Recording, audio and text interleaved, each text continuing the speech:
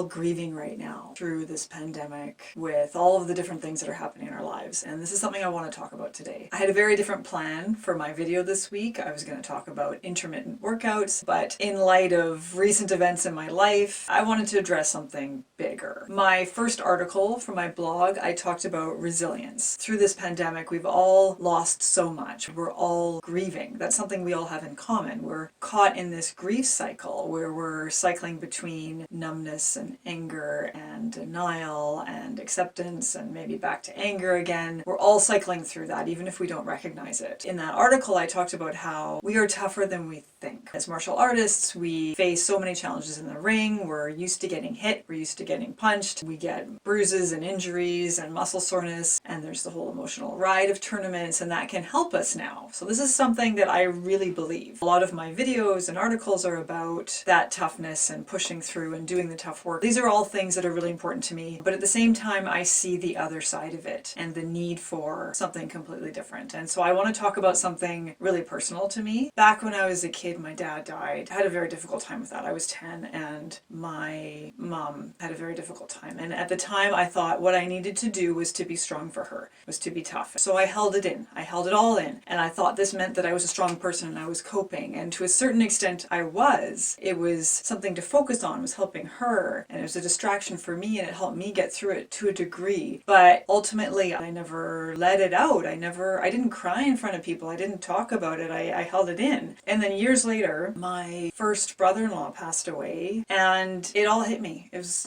20 years later or whatever it was, and I couldn't stop it. It all came out, all of it. As happens with anyone who's gone through a loss, your grief tends to accumulate. With every loss, you're grieving for all of them, right? It becomes this collective kind of experience in a sense where each one builds on the next, and I end up always crying for the first, always. So with my brother-in-law, it all came out and I couldn't stop it. The way I've described it to people, it's like a puzzle. You're doing a puzzle, you get to the end, and it's all finished except there's one piece missing. That was me. All those years I felt like that, like I was a puzzle with one big piece missing. The important piece was missing and I didn't know how to find it. I didn't know where it went. And something that was important to me all that time was holding it all together. So all those years, I kept all those pieces together, trying to find that missing one, hoping that I could complete the puzzle.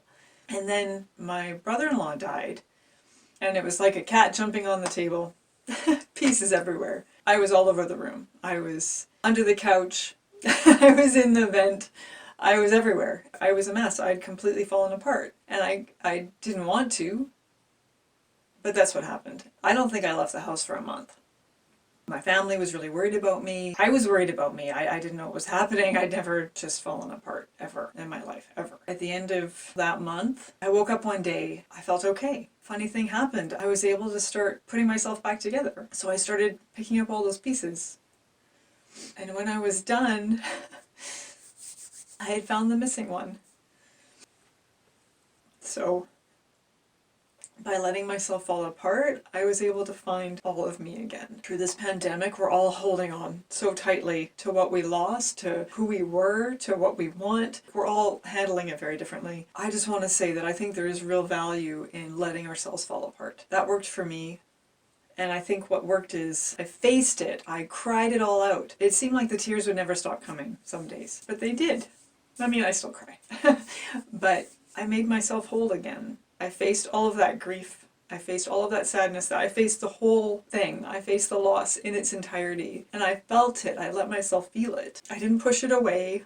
I didn't hide from it. I didn't wallow in it either. I just felt it. I healed from it because of that. This is the flip side of resilience, but it's an important part of it. It's the yin and yang. We are strong and we are vulnerable. We are both. You can't have one without the other. You can't have night without day. You can't have dark without light. You need both. We are both. And at certain times we feel strong, just strong. And at other times we feel horribly vulnerable. Acknowledging both is how we're going to get through this, so that eventually we can find that missing piece and put ourselves back together. And you come back stronger. It's like when you strength train, you tear muscle, and it's by tearing muscle that you can rebuild it and get stronger. That's how you build muscle. It's the same with our resilience. We are strong, but we need to tear sometimes. We need to go through it.